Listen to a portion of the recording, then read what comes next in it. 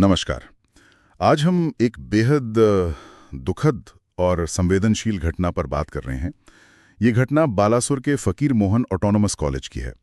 हमारे पास जो भी जानकारी है, जो स्रोत हैं, उनके आधार पर हम इसे समझने की कोशिश करेंगे। मामला है 12 जुलाई 2025 का। कॉलेज की एक बीएड छात्रा थीं, सौम्यश्री बिस्वाल, 20 साल की। उन्होंने कथित तौर पर प्रिंसिपल के दफ्तर से निकलने के बाद खुद को आग लगा ली और रिपोर्ट्स के मुताबिक वो 90 से 95% तक जल गई थी। बहुत ही भयावह। हाँ, वाकई झकझोर देने वाली घटना है ये। और इसकी पृष्ठभूमि भी उतनी ही परेशान करने वाली है। उन्होंने 30 जून को एक औपचारिक शिकायत दर्ज कराई थी। हाँ, अपने विभाग अध्यक्ष एचओडी समीर साहू के खिलाफ यौन उत्पीड़न का आरोप था। बिल्कुल। और खबरें ये भी हैं कि शिकायत के बाद उन पर दबाव बनाया जा रहा था। मतलब शिकायत वापस लेने या माफी मांगने का। जी, इसी तरह की बातें सामने आ रही हैं। तो आज की इस बातचीत में हमारा मकसद यही है कि इन स्रोतों के आधार पर समझें कि असल में क्या हुआ, क्या प्रतिक्रियाएं रहीं और जांच कहां तक पहुंची है। एक तरह से मामले की गहराई में जाने की कोशिश करेंगे। हाँ, क्योंकि इसमें कई परतें दिख रही हैं। सिर्फ उत्पीड़न का आरोप नहीं है, बल्कि उसके बाद की जो परिस्थितियां बनी वो भी बहुत अहम है। तो फिर जांच की बात करते हैं। अभी क्या चल रहा है? सुनने में आया है कि राज्य अपराध शाखा की एक खास विंग है। हाँ, CAWNCW विंग, यानी crime against women and children wing. अच्छा, तो उन्होंने खुद ही मामले का संज्ञान लिया है। जी, उन्होंने स्वतः संज्ञान लेकर जांच शुरू की है। वो पुलिस की जो शुरुआती कार्रवाई हुई उसे देख रहे हैं। कॉलेज की अपनी इंटरनल कंप्लेंट्स कमेटी ICC, उसकी क्या भूमिका रही? हाँ, ICC का रोल तो बहुत महत्वपूर्ण होता है ऐसे मामलों में। बिल्कुल। और साथ ही घटना वाले दिन के CCTV फुटेज को भी खंगाला जा रहा है। लेकिन CCTV में शायद कोई दिक्कत है। हाँ, एक बड़ी चुनौती है। पता चला है कि प्रिंसिपल के दफ्तर के ठीक अंदर कोई कैमरा नहीं था। अरे, तो फिर अंदर क्या बात हुई ये कैसे पता चलेगा? यही मुश्किल है। फुटेज सिर्फ बाहर के कॉरिडोर का है, तो ऑफिस के अंदर की बातचीत या घटनाक्रम वो एक तरह का ब्लाइंड स्पॉट बन गया है जांच के लिए। ये तो जांच को काफी मुश्किल बना देगा। हाँ, और सिर्फ पुलिस जांच ही नहीं है, राज्य के उच्च शिक्षा विभाग ने भी एक कमेटी बनाई है 3 सदस्यों की। अच्छा, और UGC ने भी शायद? जी, यूनिवर्सिटी ग्रांट्स कमीशन UGC ने भी 4 सदस्यों का एक फैक्ट फाइंडिंग पैनल भेजा है। ये दोनों पैनल शायद संस्थागत स्तर पर जो कमियां रहीं उन्हें देखेंगे। और कानूनी कार्रवाई क्या हुई है? आरोपी HOD और प्रिंसिपल का क्या हुआ? मामले में अब आत्महत्या के लिए उकसाने की धारा, मतलब IPC सेक्शन 306, वो भी जोड़ दी गई है। ओके।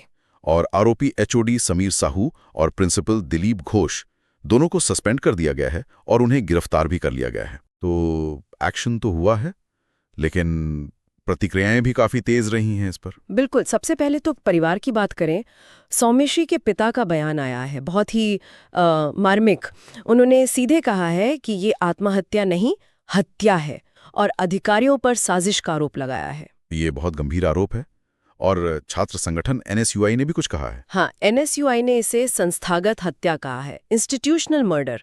उन्होंने आरोपियों की तुरंत गिरफ्तारी और एक जुडिशियल मतलब न्यायिक जांच की मांग की है।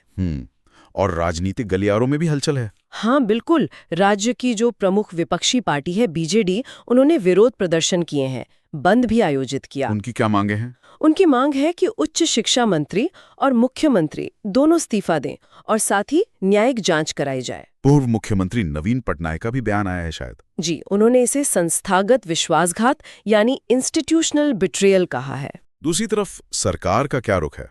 मुख्यमंत्री मोहन चरण मांझी ने कुछ कहा? हाँ, मुख्यमंत्री ने पीड़ित परिवार के लिए 20 लाख रुपए की अनुग्रह राशि की घोषणा की है और सख्त कानूनी कार्रवाई का भरोसा भी दिलाया है। ठीक है, लेकिन ये पूरा मामला कई और गहरे सवाल भी खड़े कर रहा है ना?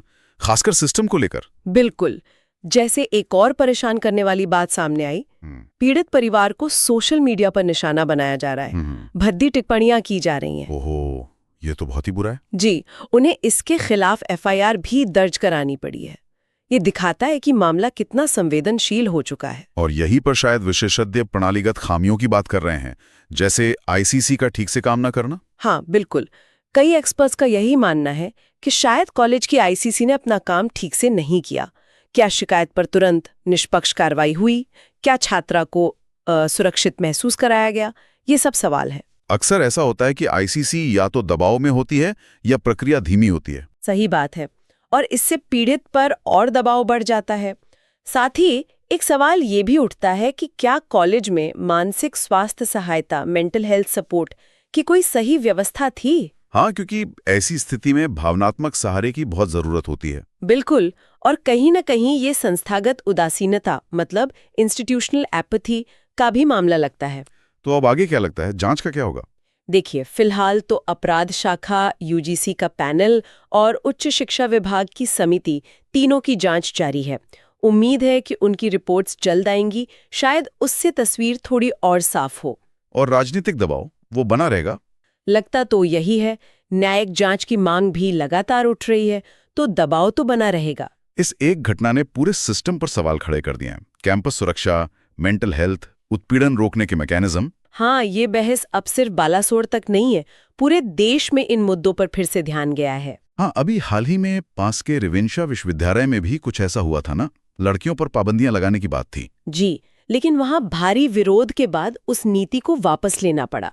ये दिखाता है कि छात्र और समाज अब इन चीजों को लेकर ज्यादा जागरूक है। सही कहा। तो अंत में एक सवाल जो शायद हम सबको सोचना चाहिए कि जब किसी संस्थान की अपनी औपचारिक प्रणालियां जैसे शिकायत निवारण तंत्र ही प्रभावी न लगें या सवालों के घेरे में आ जाएं, तो फिर ऐसी त्रासदियों रोकने की जिम्मेदारी असल में किसकी है और कहां तक है?